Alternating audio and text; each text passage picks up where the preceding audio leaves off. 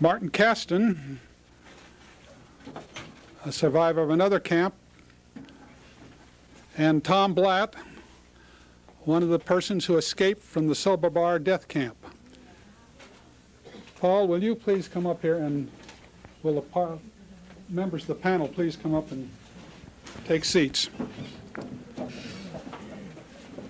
And Paul, remember that it's necessary to hold the microphone close to your mouth. I'll give it to you. It's not necessary to just kind of close to it. Move around the microphones when you need to, okay? So that be heard. Thank you.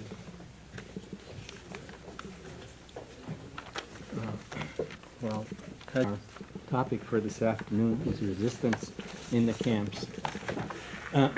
Our topic for this afternoon is resistance in the camps. And we have a panel that I just met, just as you did. So I would like to ask them to each participate by introducing themselves, then presenting their experiences. And I would like to ask the audience to hold off the questions until this period is. And then after everyone has spoken, we will ask you to present your questions then. We certainly hope we'll have enough time to cover the topic well, following the same format we used last time. Well, I think I'd like to ask Mr. Kasten to speak first. Thank you. Introduce yourself. Martin Kasten is my name, a professional economist. I'd like to Not for the camera, for the audience. I was a member of a very big family. It was 8 children and 8 sisters and brothers. As you already know, when the Germans, the Second World War started September the 1st, and 7 days after they did invade my city. I was, in this time, only 14 years old, because it was necessary to build up everything so secretly. And we was actually building the first bunker before the eyes of the SS in Gestapo. It is difficult for me, you know, I am going to make a publication and to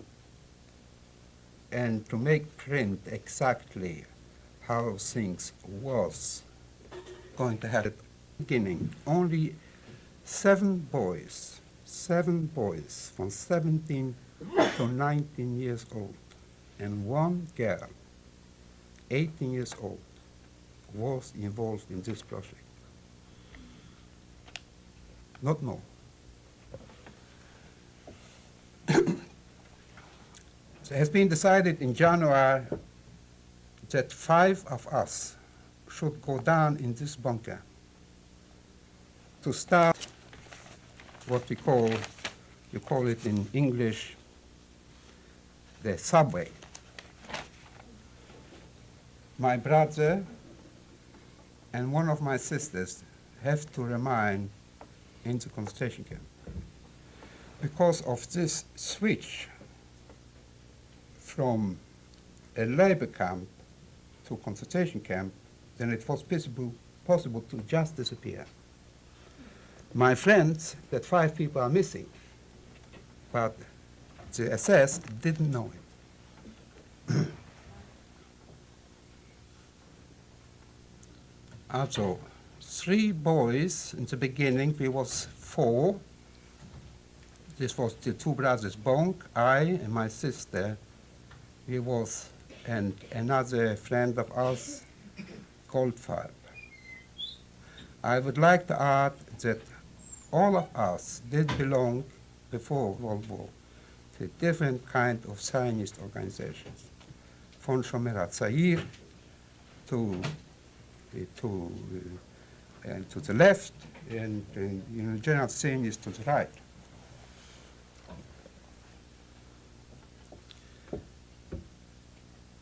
why my brother did stay in concentration camp, you know, he has to supply us with food and different kind of, what do I call, candles and naphtha, you know. My sister, she was working in this garment factory. So she had the commission to take contact with the Aryan side, to try to make contact with the partisans. We was working under such condition, if I would tell you that the tunnel was a quadrat, 1.3 feet by 3.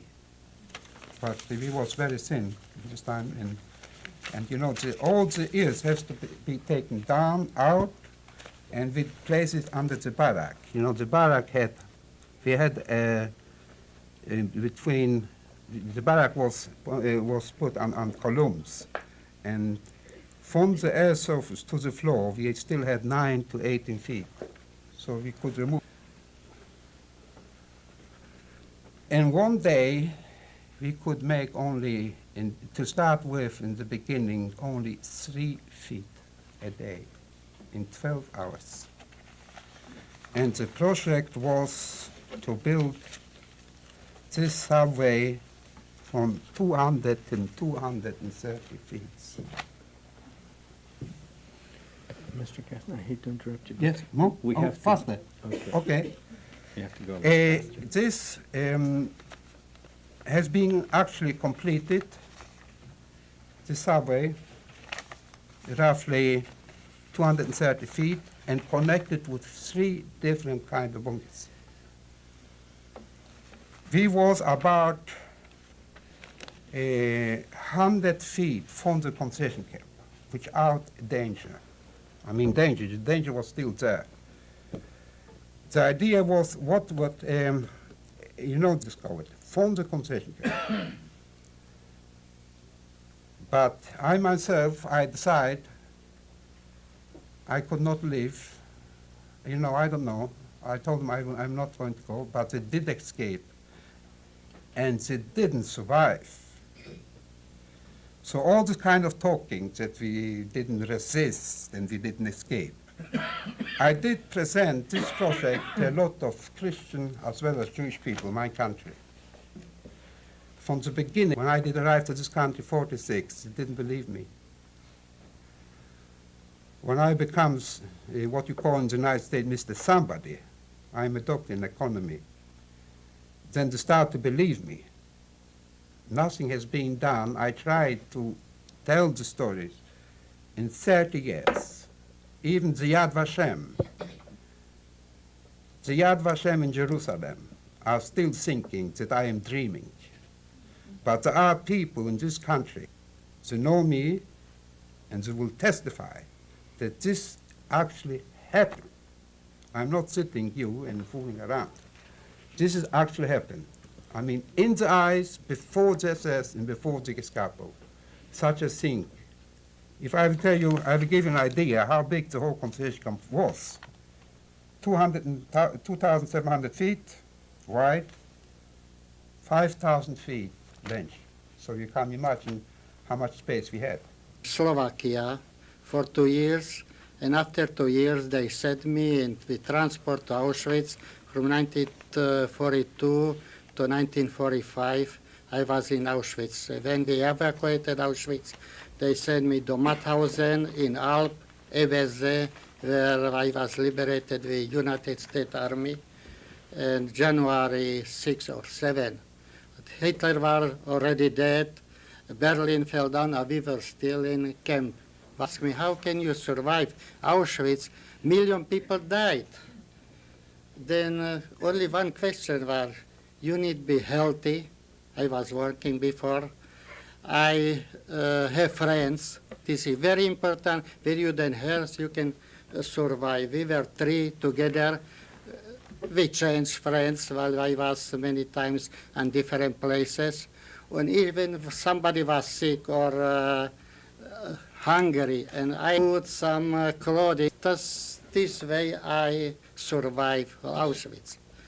many people, they can survive. You know, many people from day to day, they were dying on typhus, 100 every day. If they can make it, they put them in, they kill them or they put them in crematorium to gas chamber. And each day in 1944, they can transport from Hungary.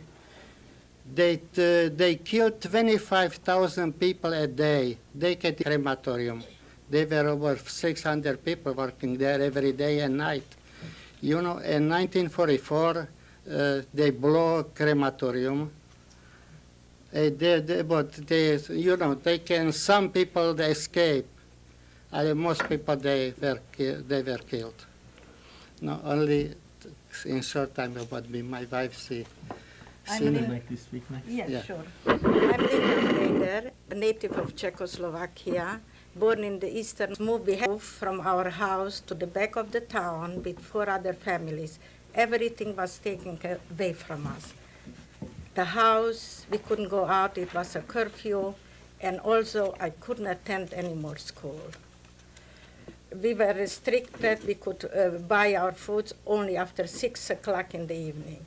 I attended a public school because in the town where I lived was no private religious schools, and my friends, mostly we were about one population in the city, so we were living in an integrated city. My girlfriends mostly non-Jewish, but before we didn't experience any anti-Semitism, only when the Slovakian state was created.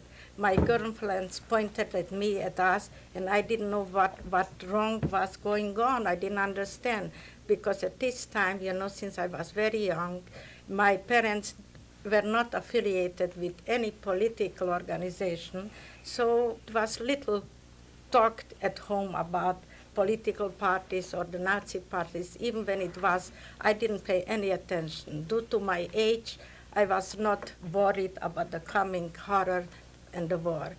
But so we lived there in the back of the town until 1942. In 1942, March the 26th, they came in at night and took all the young girls aged 15, 16 to 25. The Slovak fascist guards. It's equivalent to the SS guard in Germany. At night, the guards came in. I was the only girl in our house. I come from a family of 5, 3 boys, 2 girls, and my twin brother. They took me to a place which was called Poprad. It was a concentration place for the girls until we were 1,000. One night, I was there about 2-3 days. One night we had to march out. They woke us up and straight to the train. To the station, train station. We were 1,000, they loaded us up, and so we were in the cattle wagons, I think so about 1 day and a night. We didn't see nothing, we couldn't take along nothing, hungry, no water, no nothing. In this part of the country in March is bitter cold, frost, everything 15 below zero.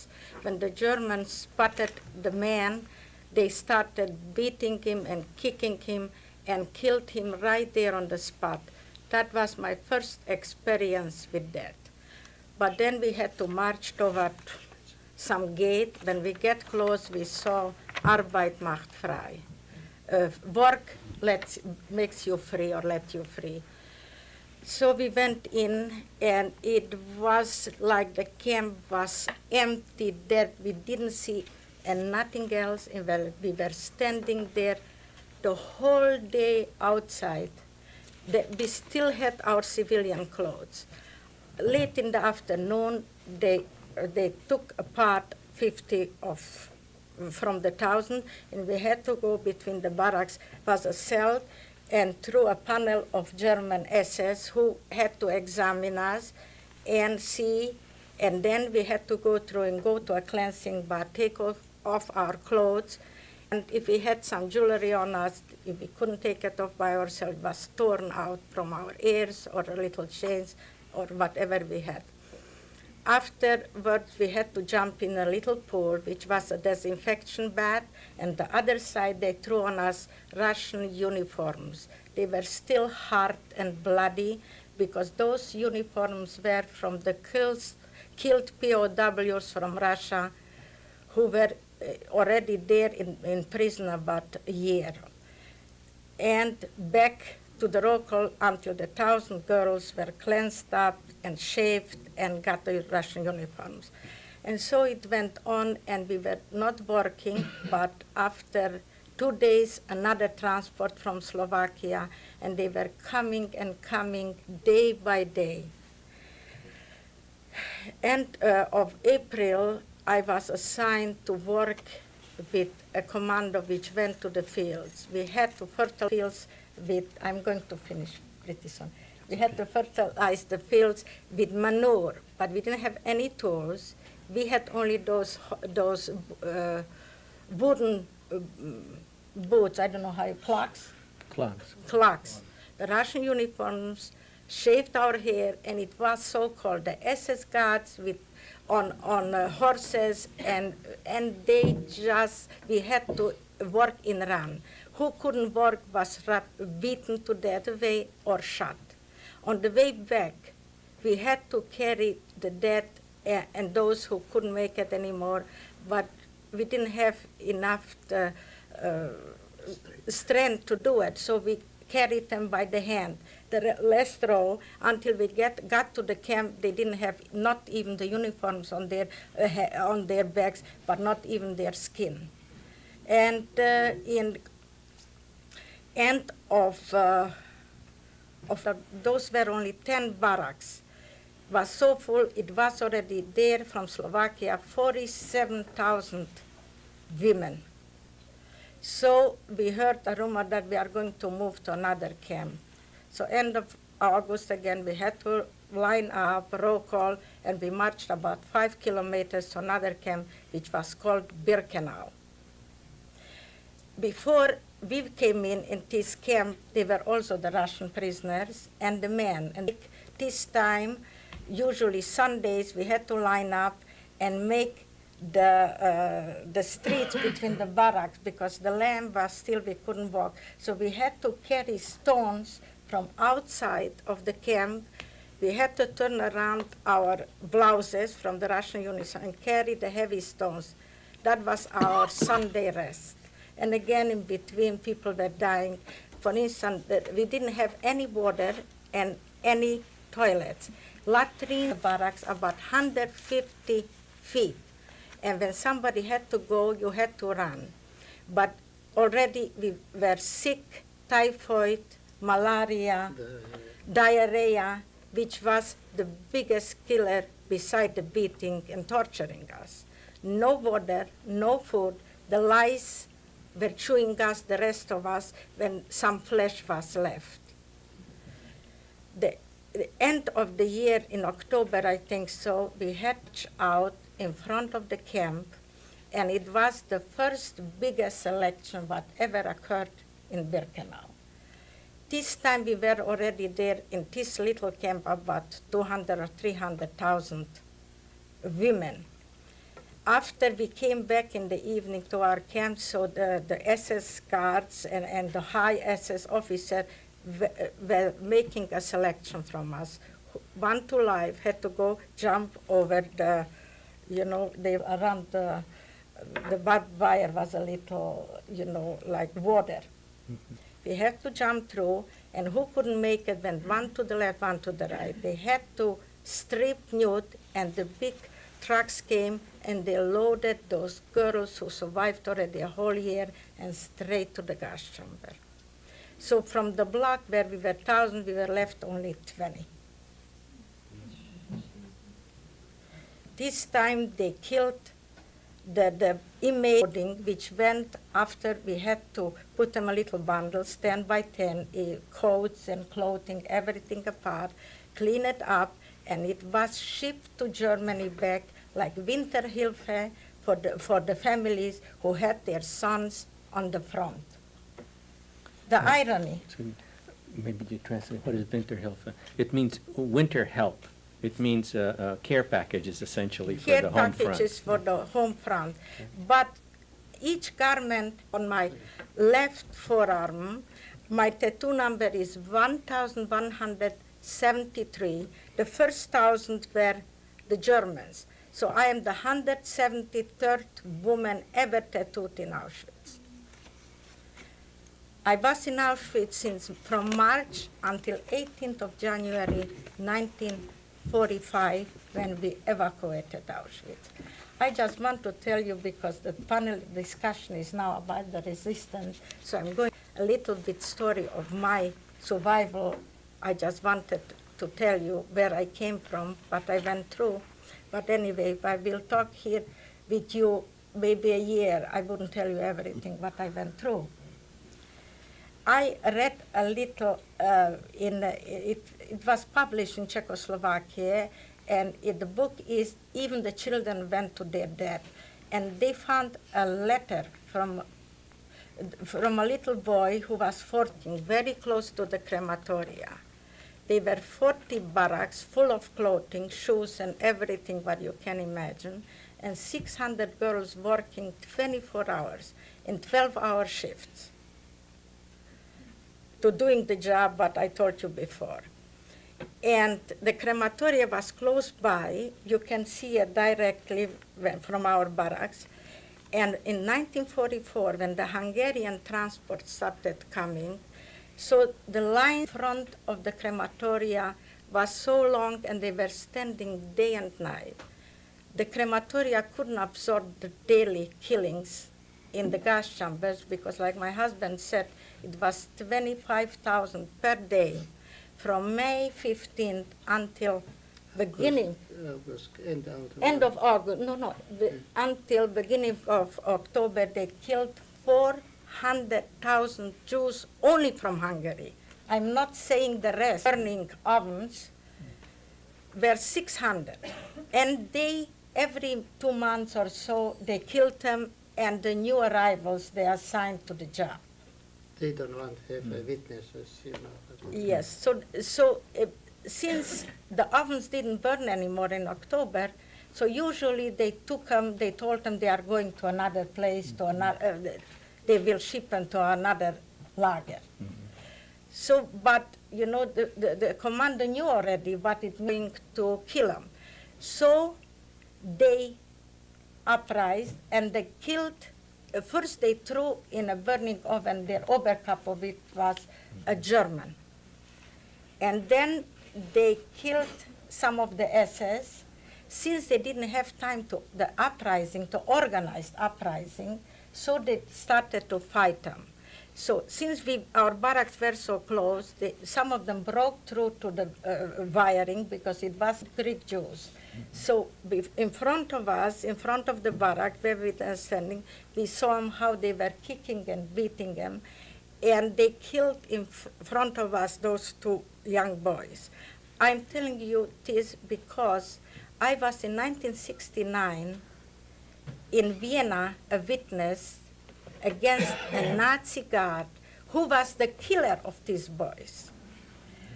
I have to tell you how I got 200 people. If I know somebody, they were all from Auschwitz. It was from the Rams when the people came in, and I identified Hans Wunsch and Otto Graf. And indeed, in 1969, I was already here in the United States. They called me if I am willing to be a witness against him. So I was there in 1969, and he was the killer of those Greek boys, and Graf too. But believe me or not, they were sitting there on one side and I on the other. They asked them too, the judge asked him if he identifies me. He said, yo, she was there. And nothing happened to him. Absolutely nothing. So I was so frustrated going to those trials and, you know, be an eyewitness and, you know, what do you get? Where is justice? But last year I went again like a witness to Germany, to Wuppertal. I identified a guard who was there also, and believe me, he got life in prison. So I'm very pleased because I wanted always to survive, to be a witness, and at least I was the one who beat a nail to his grave. It's not his grave. He had a wonderful life. But again, from the resistance, you have somebody else to talk. A little bit only. Okay? You know, also from my transport. So they were working in the union work, but they were all publicly hanged. It was already the 6th of January before the evacuation, because they caught them, and they were in bunker, in prison there in Auschwitz, but without sentence. They were, in front of the barracks where the union workers were, they were hanged. Another girl who was hanged already was Mala, she Belgium. She was a loiterer in camp. A runner. A runner.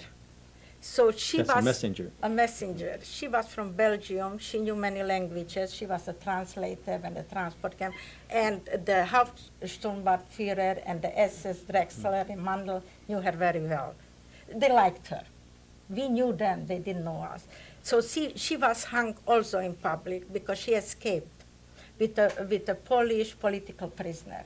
But they caught them, brought them in Birkenau in front already. We were all standing in line on the roll call, and she was hung.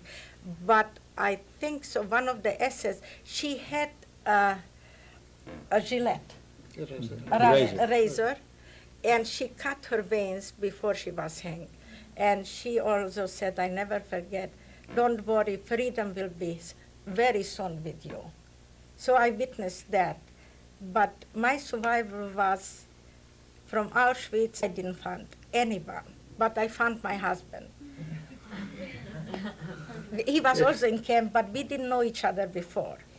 Men and women were separated, and we were not working on the same place. But we met, and you wouldn't believe it, where the Joint Committee had the office there, and we went there for clothing and for food. 1946 we married. We applied for leaving the country because we didn't have any families there. But in and we had to wait for the quota because couldn't get out. In 1948, again the communists took over Czechoslovakia, and it was finito. We waited 20 years to go. We applied year by year for an exit visa. Then in 66, finally, we got an exit visa and we came to the United States. So I'm going to finish now, okay? But I can tell you stories you wouldn't believe them. Well, I was about to interrupt and tell we should have met in Auschwitz. I was in Birkenau. Our next speaker is going to speak instead. And our next speaker is Mr. Tom Blatt. I'm going to let him tell you his story. I don't think I have much time left. Oh, you do, you do. I will try to squeeze in. My name is Thomas Blatt. Speak up, Tom. Yeah. My name is Tom Blatt. I'm always apprehensive when I have to speak in front of people because of my accent, but now I feel a little bit, but we know that what happened later. I wouldn't talk about the cruelty in the ghettos. I will go to the end of 1942. In 1942, the death camps were in full swing. To speed up the extermination of the Jews, the top Nazi officials had a conference in a place called Wannsee. In this place, there was a discussion to kill Jews or not, but how to speed up the extermination. After this conference, they built 3 death camps under the code name Operation Reinhardt. I was in one of them, Sobibor. But before that, in the end of 1942, when in our little ghetto 200 Jews were 3 close to the Hungarian border, recognized as a Jew, actually, I didn't look exactly 100% Semitic. I was a little boy in that time. I had my hair well lighter and so on. And I had a German paper. But in our train, in our wagon, they recognized a Jewish girl. as a Jew. She was trying to hide as a Christian too. And they were looking for another Jews. And I made a basic. I always, when I said a lie, my face started to flash and so on. So I didn't know what to do. If I would act like another people in this wagon, looking around and talking to each other, oh, they got a Jew and so on, maybe I would pass by. But instead, my face would get red, and I took my paper, a newspaper, and pretend I'm reading when everybody is looking around. And finally, a Nazi stood in front of me, took away my newspaper, and asked me if I'm a Jew. And I said, no, your papers. I showed him the paper, and he wasn't sure. So he took me to the toilet for the definitive proof. You see, in Poland, men are not circumcised like America, circumcised.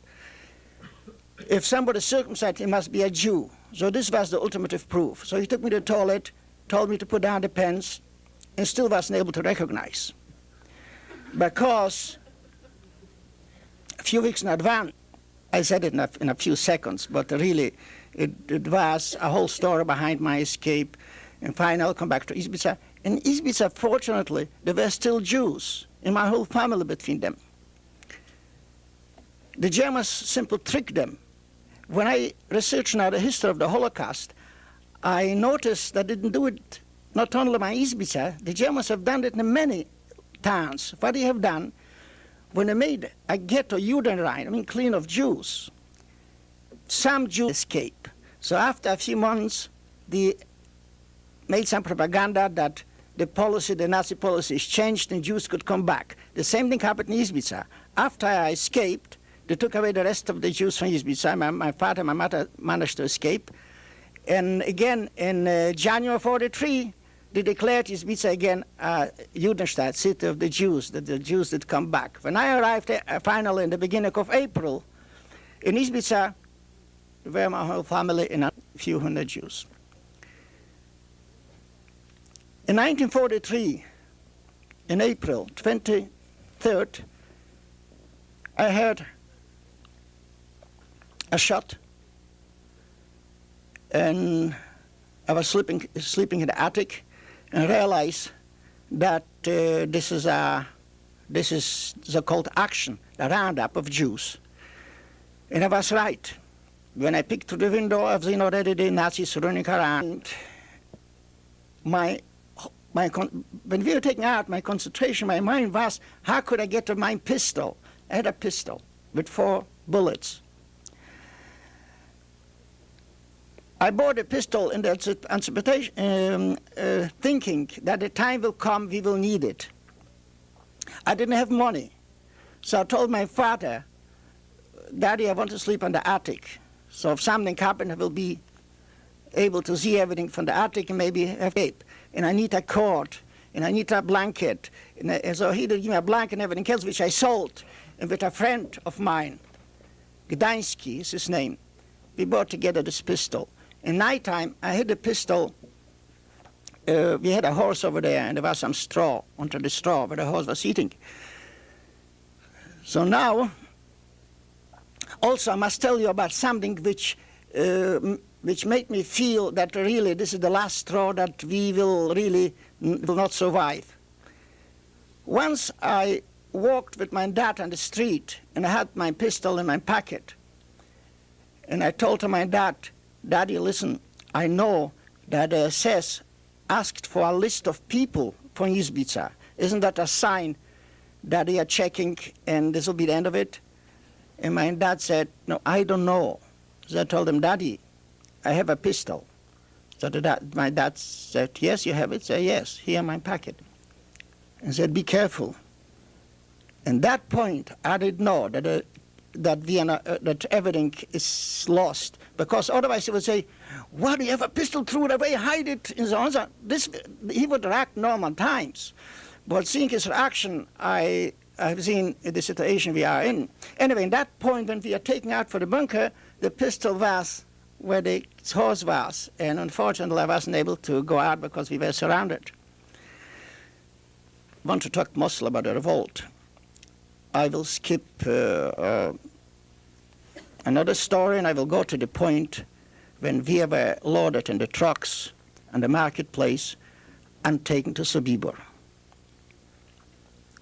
See, hope could kill and hope could save.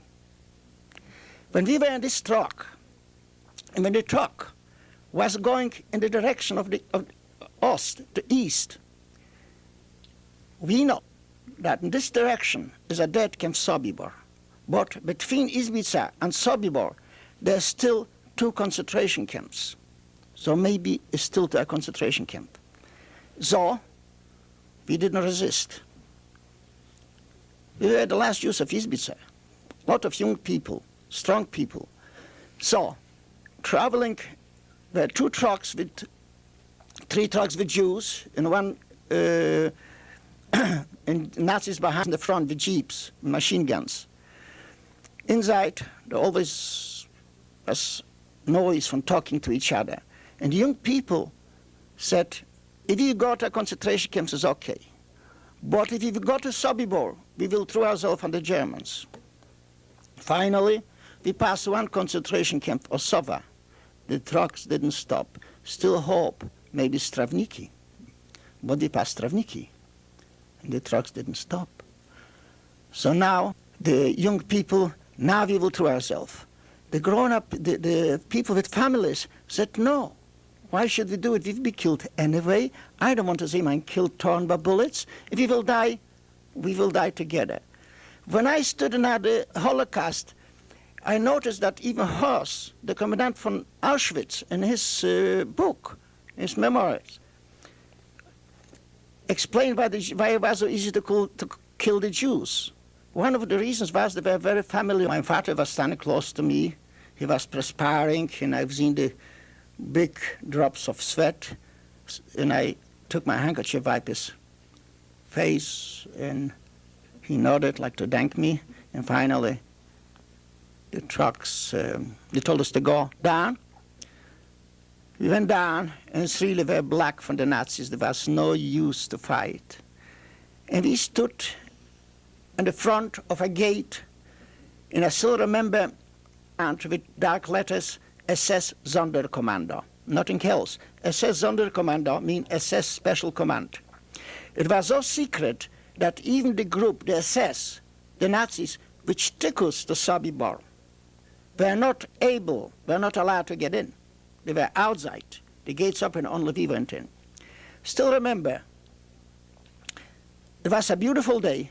We arrived afternoon about 2 o'clock. Beautiful sun. The birds and the sky I still have etched in my memory because I didn't know that this is the last hours.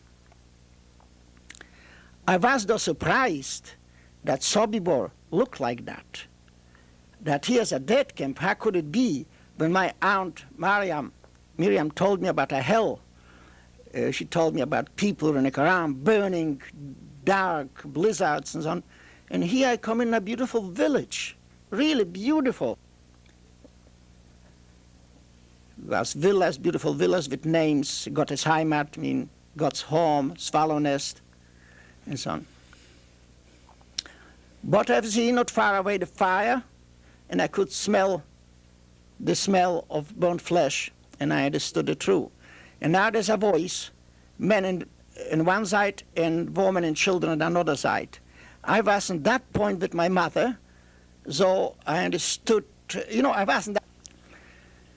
The Auschwitz was a death camp, but it was also a concentration camp. In Auschwitz, about 25% people, being over there, Jews, had a chance to survive in any concentration camps. A death camp, pure death camp, was a factory. In Auschwitz, the same factory was Birkenau, which was a section of Auschwitz. Sobibor, Belzec, Chelmno were pure factories where a group of 3,000 people arrived with their handbags. Well, they had some handbags. And later they went out and they were asked to a yard and they were asked to undress. They would go to a shower by a polite Nazi. And later they were given postcards to write home. Where they arrived finally in a nice place where they promised to live to the end of the war. And he innocently wrote letters home, preparing for another transport so that another people should go without worries. And later they went to the showers, gas places. They were gassed and burnt. The whole process of killing 3,000 Jews didn't take more than 3 hours. In the morning, people like me were sorting shirts because there were big hills, mountains with clothing, shirts to shirts, pants to pants, shoes to shoes, and so on. I walked over there until October 14, 1943. In October, I escaped. If somebody has seen the film Escape from Sobibor, maybe has seen the little toy. See, we talk about resistance. It wasn't so easy for Jews to fight, like for the Polish Christian people. We had no intelligence, first of all. We had no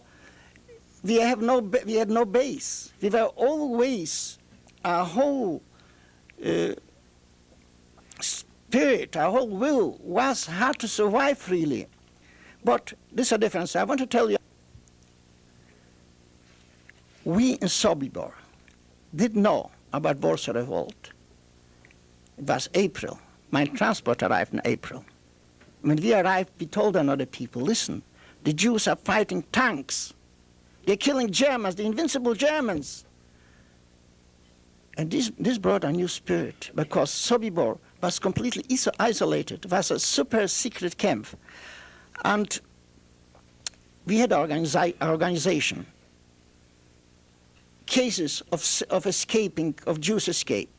Most of them were caught. The organization was led by a Jew, Leon Felendl. He was a rabbi's son from Żulkiewka. Still, it wasn't enough. We did need more than that. And this was realized in October when a transport of Jews from Minsk, when the Germans were.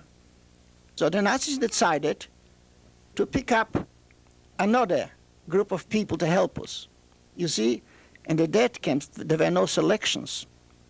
So the question is, how was I selected? There were 600 Jews, and once in a while, in a matter of a month or two, some committed suicide, some were killed, so the amount dropped down to about 300. When my transport arrived, a day before, they killed 70 Jews for trying to escape. They took me out. Now, a similar situation. 7,000 Jews a day, and they did need more people. So they picked up, the Nazis, from the Minsk transport, young people. And unwillingly, they picked up, most of them, Jewish POWs, Russian POWs. When they arrived in the camp to work with us, Leon Felendl immediately recognized the potential. He secured the cooperation of Lieutenant Sasha Pechersky, which lives now in Russia. I met him last year. I will meet him probably in a couple months from now. And this way, Leon Felendl, the spiritual leader, with Sasha Pechersky, the military expert, it was a good mixture, and from that point on, it took off. 2 weeks later, the plan of the revolt was ready. It was 2 basic phases. The first phase was to kill all the Nazis in a matter of 1 hour, from 4 to 5, in remote places. We should invite them under some pretext and kill them. Until we kill all the Nazis, till 5 o'clock, it must be done in such a way that nothing should disturb the normal function of this camp, which means we were still to sort and I was still to burn the papers and everything. The second phase was an open revolt. When we come back to the kitchen, where all of us should meet after work, and that time everything should explode. Again, I remember I worked in it, was involved. We invited a Nazi wolf to the storeroom where men's coats were sorted, packed in tan. Asked him to come into the sorting place because we found a beautiful leather cord which was exactly for him.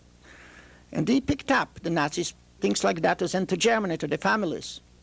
So he didn't suspect anything. He went in, and inside, or over there, were 3 of our fighters prepared, where we were sorting was enclosed, and the Germans didn't watch us. They only did come, let's see, the sorting place had a Nazi to look over. We should walk, otherwise we wouldn't walk. We sorted the shoes was another one, but we were allowed to go for a cup of coffee or whatever. So when we killed the Nazi who was watching the sorting shed, and when another Nazi from the kitchen went through and he didn't see this Nazi here, he thought maybe he went for a cup of coffee.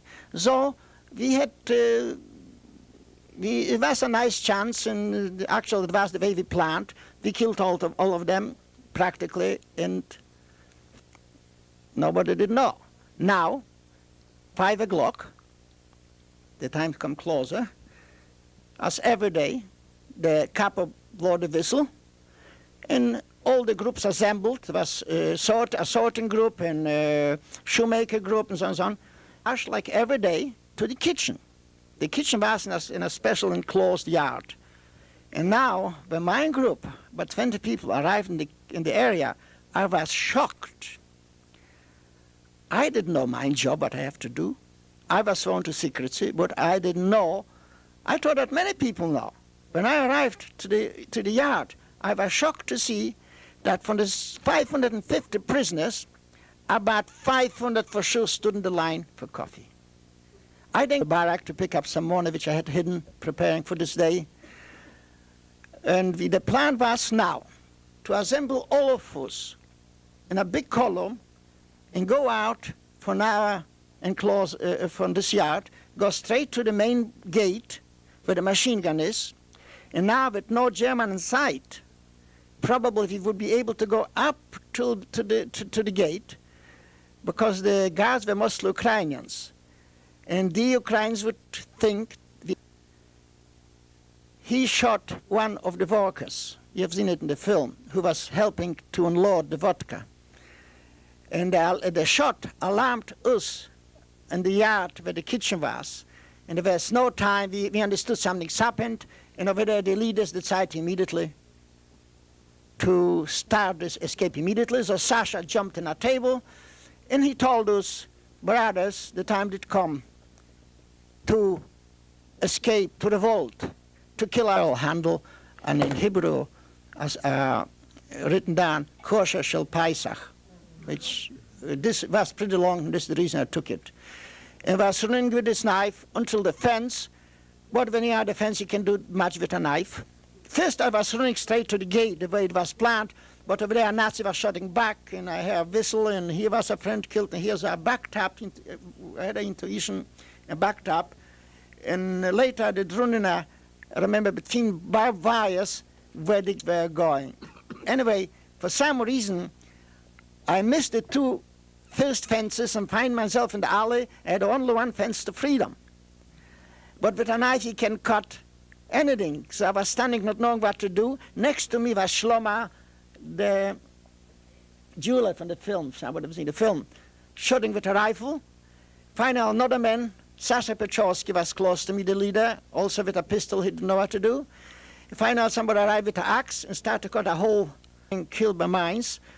And finally, when everything went over, I managed to slip out from my coat, which was left, and I went to the forest, and I fall down a few times, get up, thought I'm killed, but I was okay, and run to the forest. And finally, when I was in the forest, I have seen the breath of freedom, and half a year later, I was liberated. Thank you. Resistant. Rather than telling you any more, I think it would be repetitious now. I'd like to open the floor up to questions. Yes. Tom, I actually wrote it in my paper, but you after the war, when you talked to Mr. Rashke, he came to interview you, that there result of being in Sobibor for you was that you no longer believed in God. See, as a matter of fact, I used to speak, they don't touch me anymore. Because such questions like you, they come up all the time. And I must be true to myself. I believe in some power which is turning the world and everything. I don't believe in God in the religious sense, put it this way. And to top it, I will say I didn't see God in Sobibor, in any case. If I would need to believe in God, I would need to believe in a terrible, so I prefer not to believe. Do you think that your reaction is the reaction of most of the people who survived the camps that they... No, another survivor, Esther, she said, believe in God. I don't know if this is what she meant, but she said that because she believes in God, she was able to survive. But when I survived, many times I will tell you, I was three boys escaped from Sobibor. We were hiding in a farmer's place. He did come with a gun, shot us. I pretended I was dead with the bullet still here, and I escaped. Later I was walking in the underground to BH, Bataljon Chlopskie. They didn't know. What I tried to inject here is this, that Jews did fight not only in the ghettos, on concentration camps. They were fighting in the armies, in the most underground, and French, Polish, Russians, and so on. Okay. Other questions? Yes, please. Tom, after you escaped, did you go back to Izbica, and what did you find? Please repeat the question. Had to build for the past, but in Poland we have a document. We have a place where 250 people, 50,000 people were killed, where 700,000 people were killed, 500,000 in Belgium. You step on human bones. Can be like that. We can't forget the place. You let destroy a document, you destroy the case. Later they could say, 20 years from now, somebody will read the sign in Sobibor, 250,000 Russians. Of course Russians, a few Jews, but Muslims. It's not that Russian blood or Polish is different than Jewish blood, but it's unmoral, unethical to twist the history. We don't learn a lesson this way. Yes. In one of the last chapters in Escape from Sobibor, when Rasky talks about returning to Sobibor, he went with you when he visited the camp and what was left. And what really struck me was his comment that you said Killing the A baby, a statue of that on the grounds of Sobibor, and then they took it away?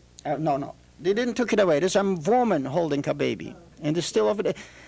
A part of the monument was destroyed for some reason. They're building up. Last year I was over there and organized a group, but the monument as such stood. Only a part, a wall behind, was destroyed. I don't know who to do it. Yes. Is it true that the Vatican tried to build a Christian institution on the ground of the cell dam? No, it's not the Vatican to make it right. What's happened, when I arrived over there 2 years ago, I've seen, first I heard about somebody to give me a newspaper with an article, with an appeal, advertisement. Capuchin monks asked for money to build a mausoleum for the Jewish victims of Sobibor. At least a board that the Jews were killed, or some Star of David. No, we can't do that. So I said, what do you mean they can't do that? Because I told him, Sobibor, only Jews were killed, and you built here in front of the church a big wooden carving, about 5 meters by 8 feet by 8. They're showing the barbed wires and the towers of Sobibor. Behind the towers and behind the barbed wires is Mother Jesus, and Mother Mary with Jesus. Making it like Sobibor. This is not right. But he said, yes, he said, the priest, the people say here, the people around here, which were in that time living here, told me that only Jews. But take a look at the sign. So I told Mr. Priest, you know that the sign is wrong. It's false, and don't make a straight face to me. Anyway, it's over there. I have plans to build a fence, if I will only get the funds, to exclude the church from this graveyard. But I don't live over there, and private person, whatever really I could do for so many years. Now I have a little bit support from the second generation of Jews. Yes. How anti-Semitic is Poland right now? How what? How anti-Semitic is Poland right now?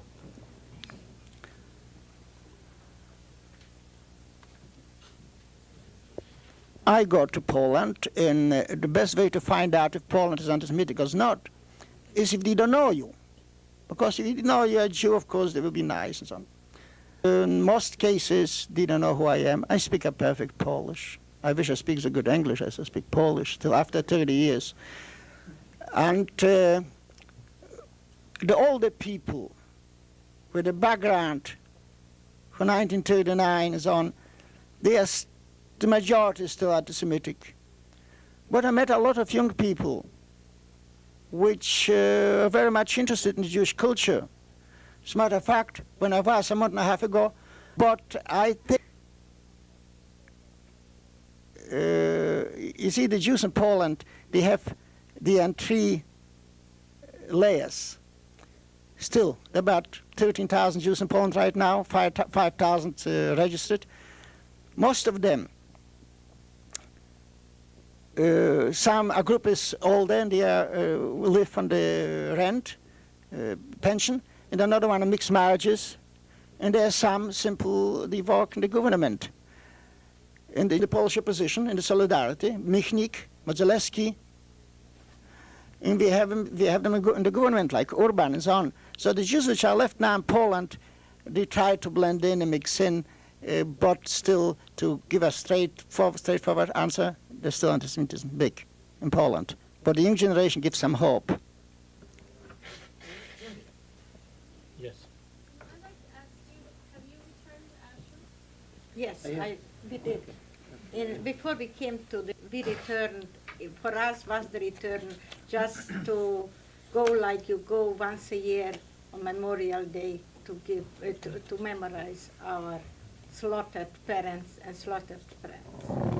I didn't see nothing which was, changed there, because in one barrack, it was not one sign there that here were slaughtered Jews too. Nothing. It was in 1964. And you couldn't get the impression, or at least if you, when you saw it in 64, when we saw it as a museum, I don't know if it was a museum already. It was a museum, the 10 barracks, in Auschwitz, not in Birkenau. Oh, but this is Auschwitz. And most people coming there would get the impression that Jews had this one barracks or 2 barracks, and the rest of the barracks, the other 20 or 25 or whatever it was, were of different nationalities. So you wouldn't realize, you wouldn't guess that there were that many Jews that were involved. You would imagine that there would be a lot of other nationalities involved as well.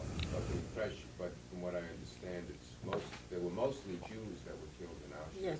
Although there were many from other nationalities, but the majority was Jews. But you wouldn't get this impression from the. But now it's open. Was this from what you found through your travels and findings in other camps, or was this just an opinion of yours, or was this something that you found from other people that you spoke to? Let me tell you also, I try to be. Would you repeat the question, please? Yes, was the, I'm sorry, thank you. Wait a minute, The question is this, or the Polish Catholics that really deliver the people, the Jewish people to death in such the way it's written in many publications, yeah? Is the question? Yeah. To be fair, I would like to state in the first place that in that time, everything what was legal, the murder, what I want to say, the murder, killing of people, killing of Jews was legal. The good deeds, to hide a Jew, to help is illegal, was punished by death. So a lot of us Jews have seen the Poles, the living, helping the Germans. The Pole, which did hide a Jew, we didn't see him. He was hiding.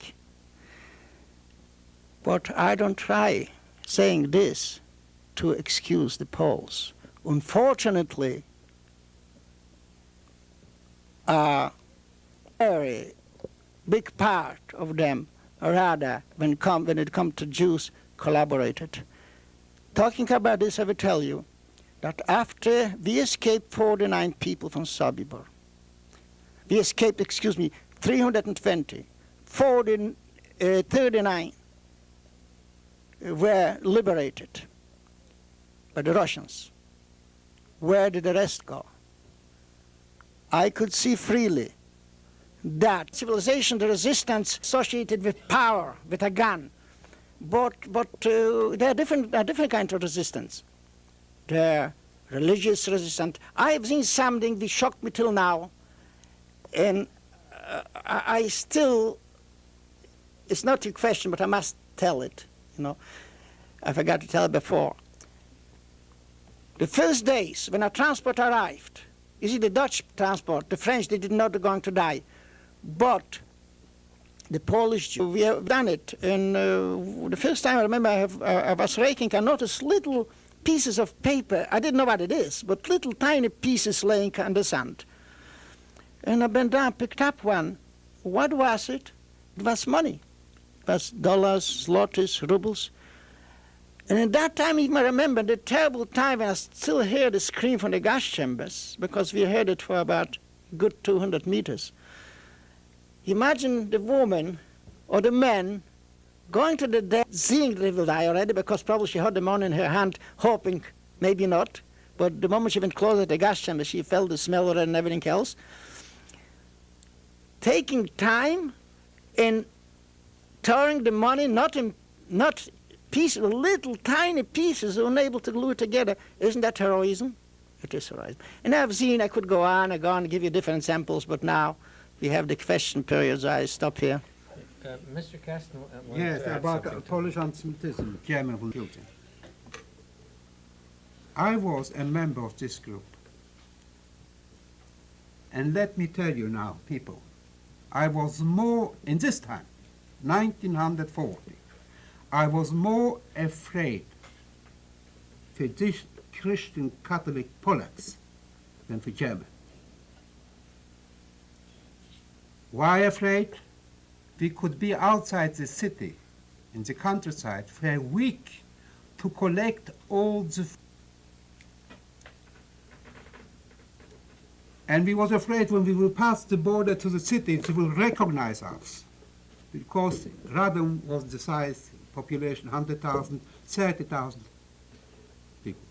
Even I did study Polish, but they know the name of my family.